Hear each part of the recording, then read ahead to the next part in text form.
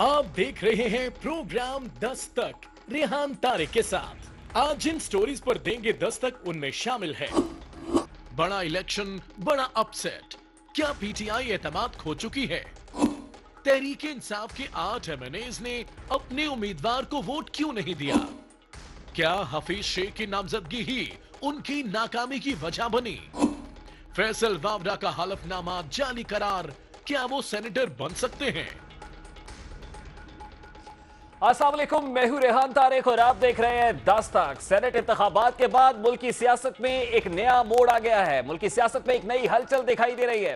PDM Yusuf रजा गिलानी की जीत को अवाम, जमहूरियत और अवामी नुमाइंदों की जीत करार दे रही है, जबकि वजीर आजम इमरान खान से इस्तीफे का मुतालबा भी सामने आ रहा है। 5 वोटों से सेनेट इंतखाबात में कामयाबी के बाद चेयरमैन पाकिस्तान पीपल्स पार्टी बिलावल भुट्टो जरदारी ने नौमुंतखब सेनेटर और साबिक वजीर आजम यूसुफ रजा की प्रेस कॉन्फ्रेंस की, जिसमें उन्होंने वजीर आजम से इस्तीफे का मुतालबा किया। दिलवाना तारीखी कामयाबी है पाकिस्तान डेमोक्रेटिक मूवमेंट का। तो ये एक किस्म का अदम एतमाद है। आज के बाद इमरान खान को इस्तीफा देना चाहिए। ये तो अब ना सिर्फ अपोजिशन का मुतालबा है, मगर ये हुकूमत के अपने मेंबरान के भी मुतालबा। दूसरी जानिब हुकूमत यह समझती है कि यह जीत यूसुफ रजा गिलानी की नहीं बल्कि खुफिया बैलेट की जीत है। इसीलिए आज वजीर आजम पाकिस्तान इमरान खान ने बड़ा ऐलान कर दिया है। उन्होंने सेनेट इंतखाबात के बाद ऐवान से एतमाद का वोट लेने का फैसला किया। इससे पेशतर कि PDM vote of no confidence लाती, हुकूमत ने खुद कॉन्फिडेंस मूव चलाने का फैसला कर लिया। इस हवाले से वफाकी वज़रा ने एक प्रेस कॉन्फ्रेंस की है और वफाकी वजीर शाह महमूद कुरैशी साहब इससे मुताल्लिक क्या कह रहे थे उसकी एक झलक भी आपके सामने रखता है। इमरान खान साहब ने और उनकी जमात ने एक मुत्तफिक का फैसला किया है। इंशाअल्लाह इस ऐवान से एतमाद का वोट लेंगे। वाजे हो जाए कौन कहां खड़ा है। जो इमरान खान साहब के साथ खड़े हैं वो एक तरफ दिखाई देंगे, और जो उनके साथ नहीं खड़े या वो समझते हैं कि उन्हें नून या पीपल्स पार्टी का या उनके हलीफों का नजरिया पसंद आ गया, तो फिर उन्हें ये पूरा हक पहुंचता है कि बरमला उनकी सफों में वो शामिल हो जाएं और उनके साथ खड़े हो जाएं। साबिक वजीर आजम सैयद यूसुफ रजा गिलानी सेनेट से मुंतखब हो गए हैं, लेकिन सेनेट में उनके इंतखाब के बाद हुकूमत सोचने पर मजबूर हो गई है। हुकूमत एतमाद का वोट लेने की बात कर रही है। वजीर आजम इमरान खान एक बार फिर एतमाद का वोट लेंगे, जिसके बाद ये बावर हो जाएगा कि नहीं अभी अवाम जो है वो भी इमरान खान साहब के साथ खड़े हुए हैं और मुंतखब नुमाइंदे इमरान खान साहब के ऊपर यकीन और एतमाद रखते हैं। मुल्क की सियासत में जहां ये सब कुछ हो रहा है, वहीं एक बार फिर साबिक सदर आसिफ अली जरदारी की सियासती हिकमत अमली और सूझबूझ की बातें हो रही हैं। आज सुबह जब साबिक सदर वोट कास्ट करने के लिए आए तो सहाफी की जानिब से सवाल किया गया कि आप मार्च में हुकूमत जाने का दावा कर रहे थे, जिसके जवाब में उन्होंने कहा कि हुकूमत तो चली गई है। एक बार फिर एक जरदारी सब पे भारी की बात हो रही है। क्या देख रहे हैं सर, हुकूमत को कितना टाइम मजीद देख रहे हैं? पहले आपने एक प्रेडिक्शन की थी कि मार्च में चली जाएगी। सवाल ये कि जो हुकूमत गई हुई है, जो उसको नहीं जाने देना चाहते, वो उसको संभाल के रखें।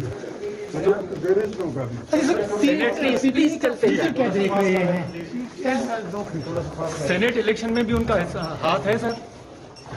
कब नहीं। अब एक तरफ हुकूमत ईवान से एतमाद का वोट लेने की बात कर रही है, दूसरी जानिब साबिक सदर और पीडीएम तहरीक के बजाय मास्टरमाइंड आसिफ अली जरदारी के गिलानी साहब 5 वोटों से जीते। मतलब वो ये कह रहे हैं कि वो 5 वोटों से जीते, लेकिन हमारे तो 20 वोट बनते थे। आसिफ अली जरदारी साहब ने सीनियर सहाफी हामिद मीर के प्रोग्राम में गुफ्तगू करते हुए क्या कहा है कि उनके कितने वोट बनते थे और गिलानी साहब कितने वोटों से जीतते थे, जरा उसकी एक झलक भी आपके सामने रखता है। कुछ उनके बंदे आए थे और उनका वो गलत आदमी के पास आ गए थे, वो नाकामयाब हो गए। अच्छा, वो आपके पास आए और उन्होंने कोई अपनी कहानी आपके साथ फिट करने की कोशिश की तो आपने उनको फर्क कर दिया? मैं उठ गया। मैंने कहा कि मेरी मीटिंग है किसी और से। मैंने बिलावल को कहा और उनको कहा कि मैंने कहा ये फ्रॉड है, इनको भगाओ। फिर इंशाल्लाह पार्टी सोचेगी, पार्टी देखेगी और पीडीएम डिसीजन देगी हमें। और अल्हम्दुलिल्लाह अब भी मैं ये कहता हूँ कि ये 5 की वोटों की जीत जो है ये कम है। हमारी 20 वोटों की जीत होनी चाहिए थी, जो नहीं हुई है। सिर्फ एक अहम नशस्त पर नाकामी के बाद हुकूमती हलकों में जो बेचैनी दिखाई दे रही है, जो फ्रस्ट्रेशन दिखाई दे रही है, आज शायद ऑपोजिशन के साथ साथ हुकूमत को भी इस बात का एहसास हो रहा होगा कि साबिक सदर आसिफ अली जरदारी चंद माह पहले पीडीएम के जलसे से मुखातिब होकर ये क्यों कह रहे थे कि कुछ हमारी भी सुन ले, कुछ हमसे भी सीख लें। कुछ हमसे भी सीख लो, कुछ हमारी भी सुन लो। हो सकता है मैंने ये काम पहले किए हों, मैंने एक जनरल को प्रेसिडेंट होते हुए उसको मक्खी की तरह दूध से निकाल दिया, तो आज भी हम इमरान खान क्या चीज़ है, नियाजी को हम निकाल सकते हैं, मगर हमें सोच बदलनी होगी, हमने अपना तरीका बदलना होगा। अब सेनेट इंतखाब के बाद सियासी मंजरनामा बदला सा दिखाई दे रहा है। आपको याद होगा NA-75 डस्ता का इंतखाब हुआ, उसके बाद जो सिचुएशन उभरी, इलेक्शन कमीशन ऑफ पाकिस्तान उस पर जो एक्शन लेता है, जिन इंतजामी अफसरान के खिलाफ कार्रवाई की सिफारिश की जाती है, उसके बाद ऑपोजिशन लीडर पंजाब असेंबली में हमजा शहबाज साहब की जमानत हो जाती है। फिर यूं लगता है कि ऑपोजिशन के लिए रावी चैन ही चैन लिख रहा है। आज सेनेट इंतखाब में बाई इलेक्शंस के अंदर जो कुछ हुआ, उसके बाद सेनेट इंतखाब में यूसुफ रजा गिलानी साहब की कामयाबी के बाद जो एक तस्वीर है, जिससे ऑपोजिशन मजीद बेहतर होती हुई, फलती फूलती हुई दिखाई दे रही है, दूसरी तरफ हुकूमती हलकों में दिखाई दे रही है। अब इस तसलसल से क्या समझा जाए? क्या आज इससे पेशतर की ऑपोजिशन अदम एतमाद की मूव लेके आती? हुकूमत ने खुद एतमाद का वोट हासिल करने की बात की है, क्या हुकूमत एतमाद का वोट ले पाएगी? क्या उनके अपने अराकीन इमरान खान साहब पर एतमाद का इजहार करेंगे, या फिर ये खुद itself vote of no confidence में बदल जाएगी? इस तमाम तर सियासी मंजरनामे पर बात करेंगे। इस वक्त सीनियर साहब तजियाकार सना बुच्चा साहिबा ने हमें ज्वाइन कर लिया है। बहुत बहुत शुक्रिया सना बुच्चा साहिबा आपके वक्त के लिए। सबसे पहले तो ये फरमाइएगा, आज विफाकी वज़रा ने कुछ ही देर पहले प्रेस कॉन्फ्रेंस की है, वज़ीर आज़म इमरान खान साहब ने ऐवान से एतमाद का वोट लेने का फैसला कर लिया है। आज हफीज शेख साहब की शिकस्त क्या सिर्फ हफीज शेख साहब की शिकस्त है, या फिर ये वाकई इमरान खान साहब और तहरीक इंसाफ की शिकस्त है, जैसे PDM कह रही है? पहले तो इसे मात तस्लीम कर लें अगर पाकिस्तान तहरीक इंसाफ वाले और वज़ीर आज़म इमरान खान साहब, तो फिर हम इस पर मज़ीद बात करेंगे, लेकिन वो शिकस्त तस्लीम करने को तैयार नज़र नहीं आते। आपने देखा होगा फैसले के जो अनाउंसमेंट हुई है गिलानी साहब को, जिसमें विनर डिक्लेयर किया गया है, उसके कोई 2 सेकंड 5 सेकंड बाद शहबाज गिल साहब ने ट्वीट की, शायद तैयार करके बैठे हुए थे, तो फौरी तौर पर उन्होंने कह दिया है। फिर हमने शिबली फराज साहब को भी देखा है, वो भी कह रहे हैं कि अवाम उनके साथ खड़ी है। मुझे ये देखना पड़ेगा कि अवाम कौन से मुल्क की अवाम उनके साथ खड़ी है, क्योंकि इस मुल्क की तो मुझे उनके साथ नज़र नहीं आ रही, तो वो किस मुल्क की अवाम के बारे में बात कर रहे हैं, ये भी उनसे पूछना पड़ेगा। तो ये बात तय है कि यूसुफ रजा गिलानी साहब जीत गए हैं, और ये मैं पहले भी प्रेडिक्ट कर रही थी। आई मीन अगेन मैं सुबह से ये कह रही हूँ कि गिलानी साहब प्राइम मिनिस्टर ऑफ पाकिस्तान रह चुके हैं, वो बिला वजह में नहीं आएंगे हारने के लिए, और हारी भी अपनी एक तस्लीम करने के लिए, या अपने मतलब जिस तरह से उनकी पॉलिटिक्स है उसको ख़त्म करने के लिए। इस तरह कौन ख़त्म करना चाहता है? कौन हार के घर जाना चाहता है एज सेनेटर जब वो प्राइम मिनिस्टर रह चुका हो? तो मेरा ख्याल है कि इनको कोई गारंटीज थी, या इनको कोई मतलब जाहिर है कि इनको पता होगा इनके पास वोट्स हैं। तो देखें, आज पाकिस्तान डेमोक्रेटिक मूवमेंट की जीत है। I think it's a fresh start.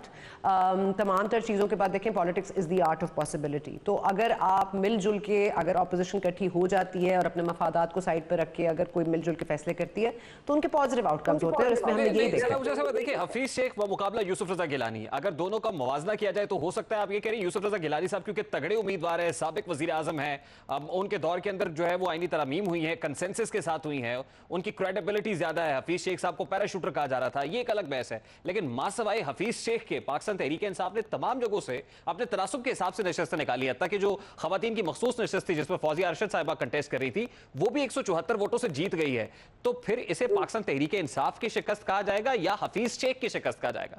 देखिए, हफीज शेख एक टेक्नोक्रेट हैं, और मैं हमेशा से कहती रही हूँ, देखें आज शौकत अजीज साहब कहाँ हैं? क्या किसी को याद हैं? क्या आप बता सकते हैं आपके वो किधर मौजूद हैं, कहाँ होते हैं? टेक्नोक्रेट्स का असल मसला ये होता है कि उनकी कोई कॉन्स्टिट्यूंसी नहीं होती। इसका मतलब है कि उनको अवाम को जवाबदेह नहीं होना होता। और ये सिर्फ हफीज शेख का मसला नहीं है, ये मसला पाकिस्तान तहरीक इंसाफ में बिलउमूल है। ये समझते हैं कि ये किसी को जवाबदेह नहीं है, क्योंकि ये अवामी मैंडेट से आए नहीं है। तो ये अवाम के खौफ और ख़तर से बिल्कुल बेखौफ हैं। इनको ना अपने आप को, उनकी ना कोई कॉन्शियस जोड़ती है, इनके लिए बस अपनी हार और जीत इंपॉर्टेंट है। तो ये अगेन देखें, technocrat versus Gilani. I mean Gilani साहब का केस निकाल लें आप, उनके खिलाफ करप्शन के केसेस निकाल लें, वो एक अलग बहस है। लेकिन आप मुझे बता दीजिए कि इस वक्त आज जो शहरियार आफरीदी ने किया है, मतलब जो इनके अपने लोग हैं, इनके साथ जिनके साथ ये सियासत करते रहे, मेरा ख्याल है खान साहब को अब देखना चाहिए। मतलब ये इसके बरक्स के अब कितनी बुरी ऑपोजिशन है और कितने करप्ट चोर हैं जरदारी साहब और नवाज शरीफ साहब। देखिए, जरदारी साहब कहते हैं ना, एक जरदारी सब पर भारी। आज नून लीग और नवाज शरीफ इररेलेवेंट हैं। आज जरदारी साहब हैं और पाकिस्तान पीपल्स पार्टी है। कहने को पाकिस्तान डेमोक्रेटिक मूवमेंट, फजलुर रहमान को क्रेडिट जाता है, सबको जाता है, लेकिन इवेंचुअली ये जीत पाकिस्तान पीपल्स पार्टी की है, और इवेंचुअली ये हार पाकिस्तान तहरीक इंसाफ की। लेकिन वो कभी तस्लीम नहीं करेंगे। आप कह दीजिए 1000 दफा। अच्छा, ये जो गिलानी साहब की विक्ट्री है, इसका क्रेडिट आप किसको देंगी, ये मेरा सवाल आपसे होगा। लेकिन उससे पहले मुझे ये बताएं कि इमरान खान साहब की जो कैंपेन रही है गुज़श्ता 2-3 रोज से, बड़ी रिगरसली कैंपेन कर रहे थे और ये लग रहा था कि हफीज शेख जो है वो इमरान खान साहब के उतारे हुए उम्मीदवार हैं और इमरान खान साहब उनको उनकी बैकिंग हासिल है हफीज शेख साहब को। तो फिर इमरान खान साहब को मतलब उन्होंने अपने लेजिस्लेटर्स के साथ मुलाकात भी की, नेशनल असेंबली के अंदर वक्त गुजारा। अब मेंबरान तो तहरीक इंसाफ के थे, लेकिन कंट्रोल किसका था सना बूटा साहिबा? देखें, ये ज़रूर आप इसको देखिए कि बिलावल भुट्टो जरदारी साहब ने जब नो कॉन्फिडेंस मोशन का जिक्र आया था और जब ये ऑप्शन पेश हुई थी पाकिस्तान डेमोक्रेटिक मूवमेंट के फोरम पे, तो ये बात बिलावल भुट्टो जरदारी साहब ने बड़ी लहक के की थी कि अगर आज हम नो कॉन्फिडेंस मूवमेंट पर इकट्ठे हो जाते हैं पाकिस्तान डेमोक्रेटिक मूवमेंट और ये सिर्फ एक चाय की प्याली पर बैठ के डिस्कशन कर लेते हैं तो इनकी दौड़ें लग जाएंगी। और ये मतलब उनकी दौड़ें लग गई हैं। पाकिस्तान तहरीक इंसाफ ने जिस तरह सुप्रीम कोर्ट को रुजू किया, जिस तरह से ओपन बैलेट के ऊपर बहस की, मतलब आप समझ जाइए कि खतरे की घंटी इनके लिए बहुत पहले बज चुकी थी।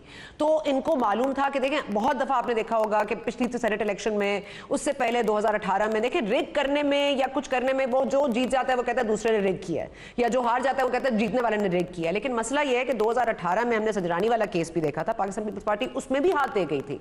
तो अगर पाकिस्तान पीपल्स पार्टी में ये कॉन्फिडेंस ना होता तो गिलानी साहब को कभी वो लेकर ना आते, और गिलानी साहब कभी मानते नहीं। अगर आप गिलानी साहब को जो पर्सन जानते हैं तो आपको पता होगा कि वो बहुत मतलब परफेक्शनिस्ट हैं और उनको कोई चीज ऐसे में नहीं पड़नी जहां पे उनकी साख जरा सी भी मजबूत हो। लेकिन सना बूटा साहब, सवाल तो ये कि कॉन्फिडेंस पाकिस्तान पीपल्स पार्टी के पास आया कैसे? क्योंकि जरदारी साहब का वो हमने पीस सुनवाया जिसमें वो कह रहे थे कुछ हमारी भी सुन लो, कुछ हमसे भी सीख लो, मैंने एक प्रेसिडेंट को घर भेजा है। अब वो ऑब्वियसली वो कुछ कह रहे थे तो इसके पीछे कुछ ना कुछ था कि बाय इलेक्शंस में भी जाएंगे, हम सेनेट भी कंटेस्ट करेंगे और जो होगा इन हाउस होगा। पाकिस्तान पीपल्स पार्टी को यकीन दहानी आपको लगता है किसी ने कराई थी?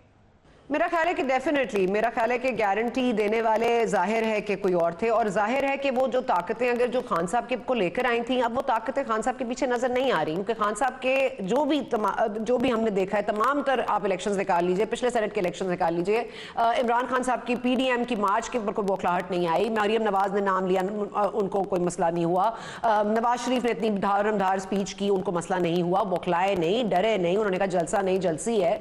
तो ये पाकिस्तान तहरीक इंसाफ इस सेनेट इंतखाब से पहले ही क्यों डर गई?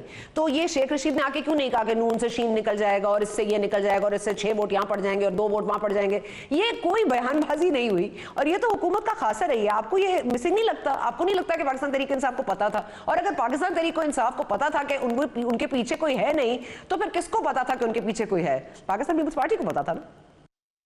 सना बूटा साहब, गुज़श्ता रोज जो वीडियो सामने आई और एक तसलसल के साथ आई जिसमें अली हैदर गिलानी साहब को देखा जा सकता है, फिर एक वीडियो में उनको सुना जा सकता है जिसके अंदर वो कुछ करोड़ों की बातें करते हुए महसूस हो रहे हैं, तो क्या पाकिस्तान तहरीक इंसाफ के उस बयानिए को बेजाननी पड़ी, उसमें कोई तकवीयत नहीं मिली उसको इन वीडियोस के साथ और फिर आज के रिजल्ट के साथ? क्योंकि ये बड़ा अपसेट है जो गिलानी साहब की नशिस्त के ऊपर हुआ है, तो आपको नहीं लगता कि उन वीडियोस का जो बयानिया था पाकिस्तान तहरीक इंसाफ का उसके बाद आ रहा था, उसको तकवीयत मिली है इस रिजल्ट के बाद? देखिए, शाह से ज्यादा शाह के वफादार, ये एक बहुत ही इंपॉर्टेंट प्रोवर्ब है जो कि मेरा ख्याल है पाकिस्तान तहरीक इंसाफ के लॉयलिस्ट को बड़ा सूट करता है। शहजाद अकबर साहब गालिबन हैं, अगर मैं गलत नहीं हूँ तो, जो इन्होंने वीडियो ये दी है, जाहिर है कि बात खुल के नहीं हुई, लेकिन मेरी इन्फॉर्मेशन ये है, गलत भी हो सकती है। लेकिन ये जो वीडियो है ये एक ही चैनल के एक ही एंकर के पास क्यों आई? इससे पहले वाली वीडियो भी उन्हीं के पास आई सेनेट की। पिछली वाली वीडियो में देख लीजिए पाकिस्तान तहरीक इंसाफ के जो MPs हैं वो पैसे ले रहे हैं, इस बारी में गिलानी साहब ऑफर कर रहे हैं, लेकिन कर किसको रहे हैं? PTI के MNAs को। और ये मुलाकात कहाँ हुई है? यहाँ ये मुलाकात एक पाकिस्तान तहरीक इंसाफ के लीडर के घर पर हुई है। और ये मुलाकात किसने इनिशिएट की है? पाकिस्तान तहरीक इंसाफ के लीडर ने इनिशिएट की है। और ये बात क्यों हुई है और कैसे सॉफ्टवेयर डाउनलोड करके ये बात रिकॉर्ड हुई है? तो ये तमाम तो चीजें देखने वाले देख रहे हैं और समझने वाले समझ रहे हैं। अवाम को बेवकूफ बनाया जा सकता था एक हद तक, मेरा ख्याल है अब अवाम में इतना शऊर तो है। और मेरा ख्याल है कि ये जो डिसरिस्पेक्ट है ना हम अवाम के लिए, कि अवाम के अंदर अक्ल नहीं है, अवाम के अंदर अक्ल है और ये डैमेजिंग बिल्कुल नहीं हुआ, ये तो उनकी चालाकी और साजिशी अनासर और नजर आए। नहीं, क्या इसको फिर हॉर्स ट्रेडिंग कहेंगे जो गिलानी साहब करने की कोशिश कर रहे थे उससे पहले और जिसका आइडिया पाकिस्तान तहरीक इंसाफ दे रही थी, या फिर जिन अरकान ने गिलानी साहब के पलड़े में अपना वोट डाला है या उन पर अपने एतमाद का इजहार किया है, वो सिर्फ इसलिए किया है कि वो नजरियाती लोग थे, वो समझते थे हफीज शेख पैराशूटर हैं, इसलिए वो गिलानी साहब को वोट देना चाहते थे? देखिए, मैंने ये जिस तरह से कहा, टेक्नोक्रेट अपना सूटकेस उठाता है और चला जाता है। शौकत अजीज साहब का एग्जाम्पल हमारे सामने है, और भी बहुत सारे नाम हैं, अगर आप लेना चाहें तो मैं गिनवा भी सकती हूँ। लेकिन ये जो तमाम लोग हैं ना, अपना ब्रीफकेस उठा के दूसरी जगह तलाश रोजगार के लिए चले जाते हैं, इनका कोई स्टेक नहीं होता।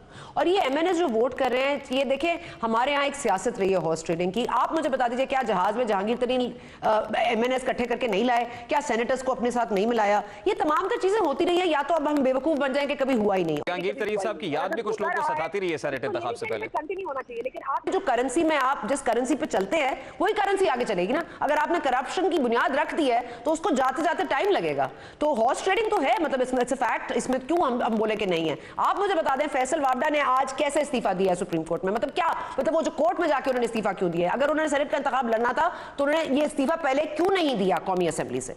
तो ये बातें इनसे को पूछे। शहरियार आफरीदी 3 दफा वोट डाल चुके, उनको पता नहीं कि क्या डालना होता है। और मतलब इमरान खान साहब तो मेरा ख्याल है आज बहुत घबरा रहे होंगे वो शहरियार आफरीदी साहब। अगर इमरान खान नहीं घबरा रहे तो शहरियार आफरीदी साहब तो जरूर घबरा रहे होंगे। जी हाँ, बिल्कुल। इमरान खान साहब ने उनसे बरहमी का इजहार भी किया, और बिल्कुल ठीक कह रही है। फैसल वाडा साहब एक तरफ खड़े हुए दिखाई देते हैं, पूरा का पूरा सिस्टम एक तरफ खड़ा हुआ दिखाई देता है। लेकिन सर ऊंचा साहिबा, मेरा बड़ा सादा सा सवाल है, इस सब के बाद ये जो कुछ हो रहा है, आपको लगता है कि बिलावल भुट्टो साहब, बशमूल बिलावल साहब, PDM ये कह रही है कि वजीर आज़म इमरान खान साहब को मुस्ताफी हो जाना चाहिए, क्या वजीर आज़म इस्तीफा देंगे? इखलाकियात और सियासत का कोई ताल्लुक नहीं है हमारे मुल्क में, होना चाहिए लेकिन है नहीं। तो इखलाकी जवाब तो नहीं है वज़ीर आज़म का रहना, क्योंकि देखिए, अगर आप प्रोविंशियल लेवल पे भी आप सेनेट इंतखाबात को देख लीजिए, जो रुकन सामने आ रहे हैं, वो तमाम तर इस चीज़ की निशानदेही कर रहे हैं कि आपको पब्लिक सपोर्ट हासिल नहीं है।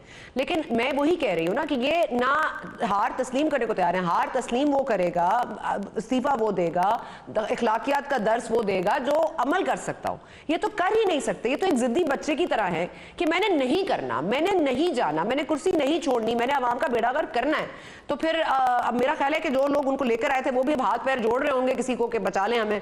तो मेरा ख्याल है कि अब बच बचाओ की कोई तदबीर होगी। फिर ये तो आपको याद होगा कि माजी में भी बहुत सारे लोगों को ये यकीन हो चला था कि उनकी कुर्सी बड़ी मजबूत है, और फिर वो कुर्सी एन वक्त पे हिला भी दी जाती है। तो ECP का डिसीजन डस्का इलेक्शंस के बाद जो कुछ आपको दिखाई दिया, उसके बाद हमजा शहबाज साहब की जमानत होती है, उसके बाद आज गिलानी साहब जीत भी जाते हैं, ये जो तसलसल बढ़ता हुआ आपको दिखाई दे रहा है, आपको लगता है कि हवाओं का रुख अब बदल रहा है और हुकूमत जवाल पजीर है? हवाओं का रुख तब्दील हुए हुए कुछ अरसा हुआ है, और ये बात आपकी बिल्कुल ठीक है कि पे दर पे ऐसी चीज़ें हुई हैं जहाँ पे थोड़ी सी कंसेशन मिली है अपोजिशन लीडर्स को, लेकिन उनकी कुर्बानियाँ भी जूं के तू मौजूद हैं। अगर आप जितनी उनकी अगर देख रहे हैं कि उनको कितनी लीनियंस मिली है, तो ये भी देखिए कि उनके ऊपर कितने स्ट्रिक्ट ऑर्डर्स भी आए हैं। मतलब वज़ीर आज़म नवाज शरीफ, फॉर्मर वज़ीर आज़म नवाज शरीफ अब मतलब बिल्कुल पूरी ज़िंदगी के लिए नाअहल हो चुके हैं, वो सियासत में वापस नहीं आ सकते। मरियम सियासत में एज सच है नहीं, एक फेस कैचर ज़रूर हैं, लेकिन उनका इस वक्त अभी कुछ से नहीं है, कोई उनके पास सीट नहीं है, उन्होंने कभी कंटेस्ट नहीं किया इलेक्शन।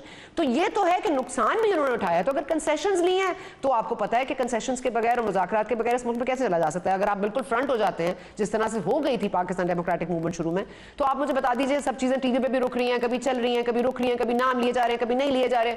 तो ये तमाम तर चीज़ों ने कहीं ना कहीं तो आके बैठना था, और कहीं ना कहीं तो आके आपको बैठ के ही बात करनी थी। चाहे आप लॉन्ग मार्च की बात कीजिए, चाहे आप सेनेट इंतखाबात की बात कीजिए, या सेनेट इंतखाबात के ताक़ुब में कहीं और अंधेरे में कीजिए, करनी तो आपको बहरहाल बातचीत थी। और इस मामले को आपने इस तरह के बाद PDM मजीद तगड़ी हो गई है, तो आपको क्या लगता है कि PDM का अगला लाहेमतलब क्या होगा? क्या लॉन्ग मार्च की तरफ जाएंगे, सड़क गर्म करेंगे, या फिर इन हाउस चेंज की तरफ जाएंगे, या वोट ऑफ नो कॉन्फिडेंस की बात पहले करेंगे?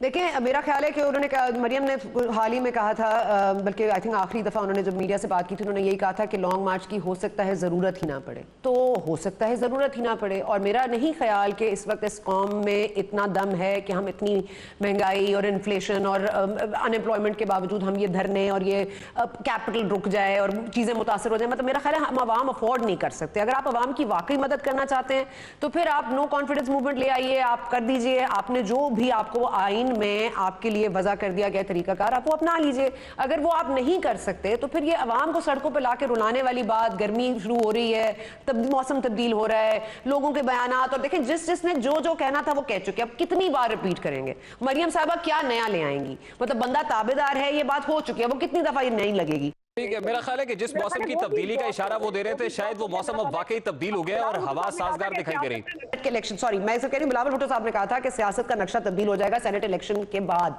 और यही हुआ है। सियासत का नक्शा तब्दील हो गया है, नया रोड मैप बनाएंगी पीडीएम। आई एम श्योर इसके बाद वो दोबारा सोचेगी लॉन्ग मार्च करनी है कि नहीं करनी, प्रेशर किस तरह बढ़ाना है, और ये ऑब्वियसली डिपेंड करेगा पाकिस्तान तहरीक इंसाफ कैसे रिएक्ट करती है। और अब तक जो हम देख रहे हैं, मेरा ख्याल है जो डिटाई का मुजाहरा वो कर रहे हैं, मेरा ख्याल है ऐसे ही अगर चलता रहा तो फिर अवाम का लय हाफिज है। ठीक है, बहुत बहुत शुक्रिया आपके वक्त के लिए। सीनियर साफी तज्जियाकार सना बुच्चा साहब हमारे साथ मौजूद थी। अभी एक ब्रेक लेंगे और ब्रेक के बाद जब वापस आएंगे तो फिर बात करेंगे कि सेनेट नताइज के बाद सियासी मंजरनामे में कितनी तब्दीली आ सकती है और पीडीएम का अगला पड़ाव क्या होगा। इस मामले पर बात होगी इस ब्रेक के बाद। हमारे साथ वेलकम बैक। सेनेट इंतखाबात के बाद मुल्की सियासी मंजरनामे में एक बदलाव और हुकूमती वुज़रा की जानिब से जो प्रेस कॉन्फ्रेंस की गई है, वज़ीर आज़म का ऐवान से एतमाद का वोट लेने का फैसला, इसके बाद पीडीएम की मुमकिना स्ट्रैटेजी क्या होगी, बात करेंगे। पाकिस्तान मुस्लिम लीग नून के मरकजी रहनुमा और तर्जुमान मरियम नवाज साहिबा मोहम्मद जुबैर साहब हमारे साथ मौजूद है। बहुत बहुत शुक्रिया जुबैर साहब आपके वक्त के लिए। जुबैर साहब, आपसे कुछ देर पहले विफाकी वुज़रा की जानिब से प्रेस कॉन्फ्रेंस की गई और वज़ीर आज़म ने ऐवान से एतमाद का वोट लेने का फैसला किया है। इससे पेशतर क्या आप वोट ऑफ नो कॉन्फिडेंस लाते, हुकूमत ने मूव ऑफ कॉन्फिडेंस लाने का फैसला कर लिया है, अब इसको कैसे चैलेंज करेंगे और किस तरह से मुस्तरद करेंगे इसको?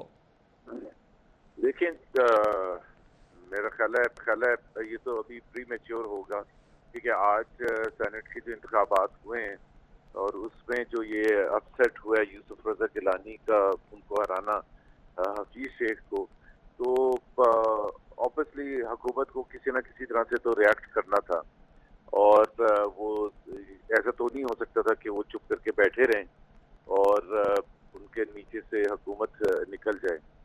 तो ये फैसला हुकूमत ने किया है। अब पीडीएम की क्या स्ट्रेटजी होगी, जाहिर सी बात है अगले 24-48 घंटों में इस पर कुछ ना कुछ फैसला साजी होगी।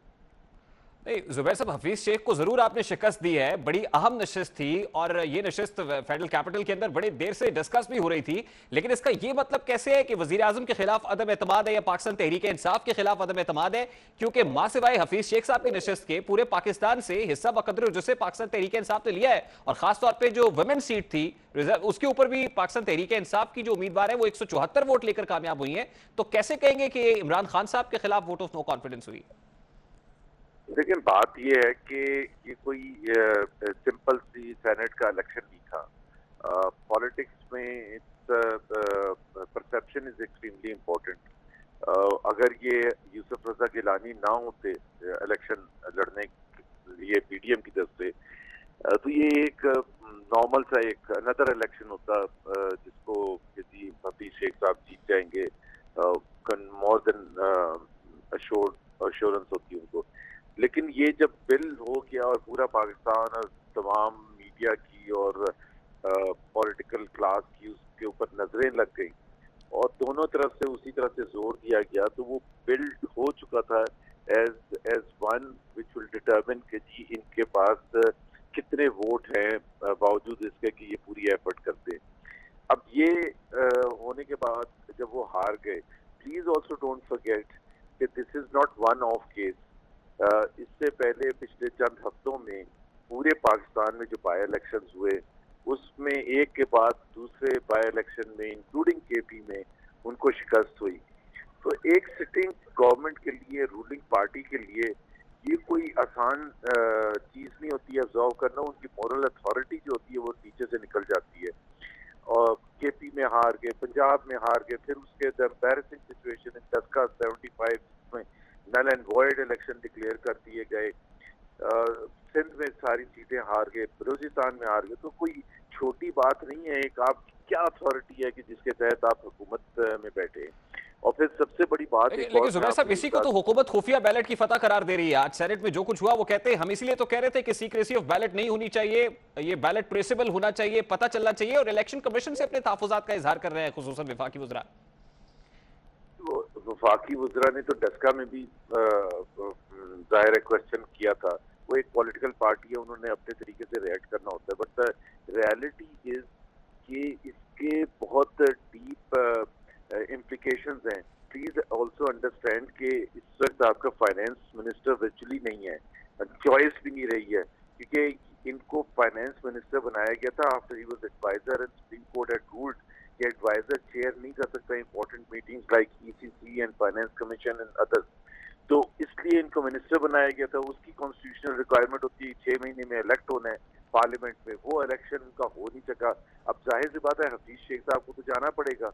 हफीज शेख साहब जाते हैं तो मईशत की कुंजी किसके पास आएगी? वैसे ही मईशत की हालत तबाकुन है। वो चॉइस तो खैर हुकूमत के पास है असद उमर साहब की सूरत में। नहीं, असद उमर के पास होगा तो फिर that will be another massive U turn कि भाई एक शख्स को आपने निकाल के, अपने पोस्टर बॉय को निकाल के एक IMF वर्ल्ड बैंक से एक बंदे को लेके आए थे, और फिर असद उमर अगर आएंगे तो उनकी जो इकोनॉमिक फिलॉसफी है वो बिल्कुल मुख्तलिफ है कंपेयर टू हफीज शेख। तो फिर एक यू टर्न लेके आप एक चले ये पेशगोई तो आप कर रहे थे कि असद उमर साहब के पास फिर फाइनेंस मिनिस्ट्री आने वाली है। इस पर तो मेरा ख्याल आप उनको मुबारकबाद भी देंगे और खुशी का इजहार भी करेंगे कि असद उमर साहब के पास आ रही, तो चले घर की बात है। लेकिन जुबैर साहब अभी सर जो एतमाद का वोट लेने का फैसला हुकूमत की तरफ से किया गया है, क्या आपको लगता है ये दानिशमंदाना फैसला है और चैलेंज किया है पीडीएम को और पीडीएम मुश्किल में आ जाएगी खासतौर पर, क्योंकि इस वक्त at this point in time शायद पीडीएम ने ये सोच रही थी कि वोट ऑफ नो कॉन्फिडेंस फौरी तौर पर लाया जाए, लेकिन हुकूमत ने ये मूव करके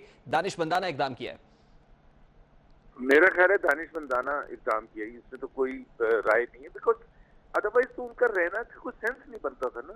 मतलब ये lost the authority to rule the country unless he comes back and takes vote of confidence again. मैं आपको बताऊं 1993 में जब 58(2) में गुलाम इसाक ने नवाज शरीफ को निकाला था और नवाज शरीफ साहब ने सुप्रीम कोर्ट ने वो ओवर रूल कर दिया था, रिस्टोर कर दी थी उनकी prime ministership. The same day Nawaz Sharif went to the parliament to seek a vote of confidence. हालांकि ऑपोजिशन तो नहीं कह रही थी कि आप वोट ऑफ कॉन्फिडेंस दें, लेकिन एक मॉरल अथॉरिटी पॉलिटिक्स में बड़ी इंपॉर्टेंट होती है। तो इस वजह से इनके लिए वोट ऑफ कॉन्फिडेंस लेना जरूरी है। अब वोट ऑफ कॉन्फिडेंस अगर ले लेंगे, जाहिर सी बात है वो, मेरा जहां तक ख्याल है, आई एम नॉट 100% श्योर, जो लीगल एक्सपर्ट्स होंगे वो मतलब ओपन तरीके से होता है, मतलब उसमें सीक्रेट बैलेटिंग तो होती नहीं कि जाके आप वो करें। अब जब वो सीक्रेट नहीं होती तो दैट एक्सपोजेस द मेंबर्स कि वो क्या करेंगे और क्या नहीं करेंगे। तो बड़ा लेकिन जुबैर साहब, पैराशूटर हफीज शेख साहब जरूर होंगे, वो पाकिस्तान तहरीक इंसाफ के नजरियाती कारकुन भी नहीं है, शायद इसी वजह से अदम एतमाद का इजहार भी किया पाकिस्तान तहरीक इंसाफ के कारकुनान ने। लेकिन इमरान खान साहब पर तो पाकिस्तान तहरीक इंसाफ को एतमाद है ना, और अगर एतमाद की मूव लाने का फैसला किया गया है तो आपको नहीं लगता कि ये बेहतर इकदाम है और पाकिस्तान तहरीक इंसाफ के लोग कम अज कम इमरान खान साहब पे तो एतमाद रखता है?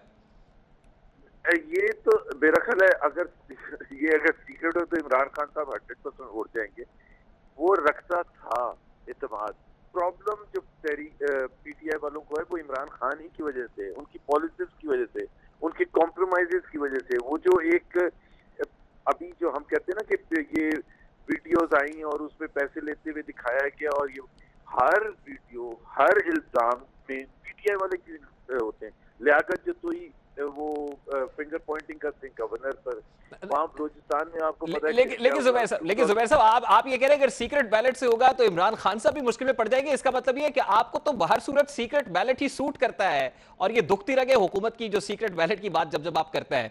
आपको याद होगा पाकिस्तान मुस्लिम लीग नून हमेशा इन हाउस चेंज की मुखालिफ रही है कि इन हाउस चेंज या इन हाउस मूव तब तक कामयाब नहीं हो सकती जब कुछ नादीदा कुव्वतें आपके साथ ना हो। तो आप इतने कॉन्फिडेंट कैसे हैं? क्या आपको ये श्योरिटी हो गई है कि मुक्तदिर हल्के अब आपके साथ हैं और अब पीडीएम कोई भी मूव चलाएगी तो कामयाब होगी? हमने कहा ही नहीं, कभी रिक्वेस्ट ही नहीं किया कि हमारे साथ हो। हमने कभी भी नहीं कहा। हमने कहा कि ये न्यूट्रल हो और हमें PTI से सियासी अखाड़े में मुकाबला करने दें। हमारी तो रिक्वेस्ट ही ये रही है। हमने चाहे वो लीगल केसेस हो, नैब के केसेस हो, सियासी मैदान हो, let the political parties fight among themselves. Let it be clear कि जी कोई दूसरी कुव्वतें बीच में आके कोई रखना ना डालें। तो हम तो कोई फेवर नहीं मांग रहे कि वो अब हमारी तरफ आ जाए। हम कह रहे हैं कि हम इमरान खान से मुकाबला कर लेंगे और फिर देख लेंगे कि क्या होता है। ठीक है जुबैर साहब, लास्ट बट नॉट लीस्ट, आपको लगता है कि मुक्तदिर हल्कों का किरदार अभी भी न्यूट्रल है और इंतखाब के बाद न्यूट्रल है, या आपको लगता है कि अब हवाओं का रुख वाकई बदल गया है? अभी तक तो न्यूट्रल लग रहा है, आगे देखिए क्या है। It's too early to conclude. बहुत बहुत शुक्रिया जुबैर साहब आपके वक्त के लिए। पाकिस्तान मुस्लिम लीग नून के मरकजी रहनुमा मोहम्मद हमारे साथ मौजूद थे। गुफ्तगू आपने सुनी है, बड़े कॉन्फिडेंट दिखाई दे रहे हैं और खुश भी हैं। यूसुफ रजा गिलानी साहब पीडीएम के मुतफिका उम्मीदवार की जीत के बाद वजीर आजम ऐवान से एतमाद का वोट लेने का ऐलान कर चुके हैं। मौलाना फजलुर रहमान का मुतालबा असम्बलियात तहलील करने का है, जबकि बिलावल भुट्टो जरदारी वजीर आजम के इस्तीफे का मुतालबा कर रहे हैं। इस सारी सूरत हाल में चंद सवालात बिल्कुल गुम से हो गए हैं। सवाल यह है कि हफीज शेख की शिकस्त के मुहर्रिकात क्या थे? क्या इंतखाबात में हॉर्स ट्रेडिंग हुई है या अवामी नुमाइंदों ने ज़मीर की आवाज पर वोट डाला है? हफीज शेख की शिकस्त के चंद मुहर्रिकात आपके सामने रखता है। हफीज शेख जिन्होंने अपने सियासी करियर का आगाज मुस्लिम लीग काफ से किया, बादशाह पीपल्स पार्टी की छाव में पनाह तलाश की, जबकि इन दिनों तहरीक इंसाफ के बैनर तले सियासी सफर जारी रखे हुए हैं। वजीर आजम पाकिस्तान इमरान खान की ख्वाहिश थी कि उन्हें सेनेटर बनाकर वजारत खजाना के मामलात उनके सपुर्द किए जाए। वजीर आजम ने उनकी इलेक्शन मुहिम खुद चलाई, अवामी नुमाइंदों से मुलाकातें की, बराह रास्त राब्ते किए, कोशिश की कि उन्हें हर सूरत ऐवान में पहुंचाया जाए। लेकिन यहां पर वजीर आजम एक बड़ी गलती कर गए, क्योंकि तहरीक इंसाफ के अंदर से ही उन्हें मजामत का सामना करना पड़ा। मेंबरान ने अपने तहफुजात का इजहार किया, मगर वजीर आजम उनकी कामयाबी के लिए इतने पुरएतमाद थे कि पार्टी कारकुनान के तहफुजात पर उन्होंने गौर नहीं किया। वजीर आजम के इंतहाई करीबी साथी आमिर लियाकत हुसैन ने तो अलल ऐलान कहा कि वो हफीज शेख को वोट नहीं देंगे। अब इस पर अवामी नुमाइंदों का एतमाद अगर जायजा लिया जाए अदम एतमाद से मुतालिक, तो उनके साथ ही खवातीन की नशस्त पर पीटीआई ने फौजिया अरशद को नामजद किया, जिन्होंने 174 वोट हासिल किए, यानी हुकूमती और इत्तेहादी मेंबरान असम्बली ने उन पर एतमाद किया। इसकी वाहिद वजह यह थी कि Fauzia Arshad grass root level से सियासत में आई, उन्होंने पार्टी के लिए खिदमात सर अंजाम दी, उन्हें मेरिट पर टिकट दिया गया। इसी हवाले से आज जब वजीर खारजा शाह महमूद कुरैशी से सवाल किया गया तो उन्होंने इसकी वजाहत भी की है। तहरीक इंसाफ एक ऐसी जमात है जो खुले इजहार का मौका देती है। वजीर आजम में इतना हौसला है कि वो मेंबरान की हमा किस्म की बातें सुनते हैं और उन्हें मुतमईन करने की कोशिश करते हैं, उनको समझाते हैं, बताते हैं, और जो उनकी जायज बात है वो तस्लीम भी करते हैं। और जहां वो समझते हैं कि उनके कोर इंटरेस्ट के खिलाफ कोई बात हो रही है, वहां वो डट भी जाते हैं। उन्होंने लोगों को हौसला भी दिया, लोगों को बताया भी सही, लोगों को समझाया भी सही, और लोगों ने उनकी बात की तायीद की और लोगों ने मनोवन उनका फैसला किया। अब देखिए, ये एक जमहूरी अमल है और उस अमल में से आप गुजरते हैं, तो ये कह देना कि जी वो नाराज थे, देखिए तो नाराज अगर थे तो फिर खुल के चले जाते। अब सेनेट इंतखाबात में हॉर्स ट्रेडिंग के इल्जामात का जायजा भी ले लेते हैं। तहरीक इंसाफ ने गुज़श्ता रोज अली हैदर गिलानी की वीडियो जबकि मुबैना तौर पर नासिर हुसैन शाह की ऑडियो कॉल जारी करके हॉर्स ट्रेडिंग के इल्जामात आयद किए। अगर इन इल्जामात में हकीकत है तो क्या हुकूमत के स्टिंग ऑपरेशन में शरीक MNAs ही ने ऑपोजिशन के साथ डील कर ली थी? अगर ऑपोजिशन जमातों ने मेंबरान असम्बली खरीदे हैं तो सवाल तो यह भी है कि बिकने वाले तो तहरीक इंसाफ ही से थे। तहरीक इंसाफ के 8 मेंबरान असम्बली ने यूसुफ रजा गिलानी को वोट क्यों दिया? क्या जो वोट मुस्तरद हुए उनमें भी बिकने वाले अफराद शामिल थे? क्योंकि एक ऐसा इंतखाब जिसमें एक एक वोट कीमती था, ऐसे ही कोई मेंबर असम्बली में अपने वोट जाया नहीं करता। इस वक्त ऑपोजिशन एक बार फिर पूरे एतमाद दिखाई दे रही है और हुकूमत दूसरी तरफ बज़ाहिर मुश्किल में है, एतमाद का वोट लाने की बात कर रही है। अब ये मामला किस जानिब जाता है, ऊँट किस करवट बैठता है, यकीनन हुकूमत के लिए लम्हा फिक्रिया जरूर है कि उन्हें आइडेंटिफाई करना पड़ेगा कि उन्होंने गलती कहां पर की है। बारकैफ यहाँ एक ब्रेक लेनी है जी। ब्रेक के बाद जब वापस आएंगे तो फैसल वोडा से मुतालिक बात करेंगे। कोर्ट का एक अहम डिसीजन आया है और इस डिसीजन के फैसल वोडा की सियासत पर क्या इंप्लीकेशंस हो सकते हैं, इस मामले को उठाएंगे। इस ब्रेक के बाद हमारे साथ रहिए।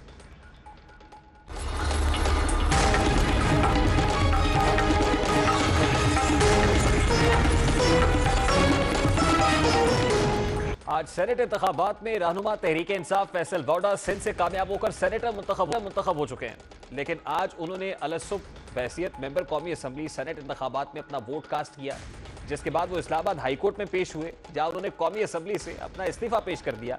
जिसके बाद इस्लामाबाद हाईकोर्ट ने फैसल वोडा नाअहली केस पर फैसला जो था वो महफूज शुदा फैसला सुनाते हुए मामला इलेक्शन कमीशन को भेज दिया है। फैसले में कहा है कि फैसल वोडा के मुस्ताफी होने के बायस उन्हें नाअहल करार नहीं दिया जा सकता। पीटीआई रहनुमा के इलेक्शन कमीशन में जमा कराए गए बयान हल्फी के हवाले से अदालत ने कहा है कि फैसल वोडा का इलेक्शन कमीशन में जमा कराया गया बयान हल्फी बज़ाहिर झूठा है। जस्टिस आमिर फारूक ने झूठे बयान हल्फी से मुतालिक 13 सफ़ात पर मुश्तमिल तहरीरी फैसले में कहा है कि फैसल वोडा के झूठे बयान हल्फी के मामले पर इलेक्शन कमीशन फैसला करे। इससे कबल इस्लामाबाद हाई कोर्ट में वफाकी वजीर फैसल वोडा की नाअहली के लिए दायर पर समाअत के दौरान उनके वकील ने अदालत को आगाह किया है कि फैसल वोडा कौमी असम्बली की रुकनियत से मुस्ताफी हो गए हैं।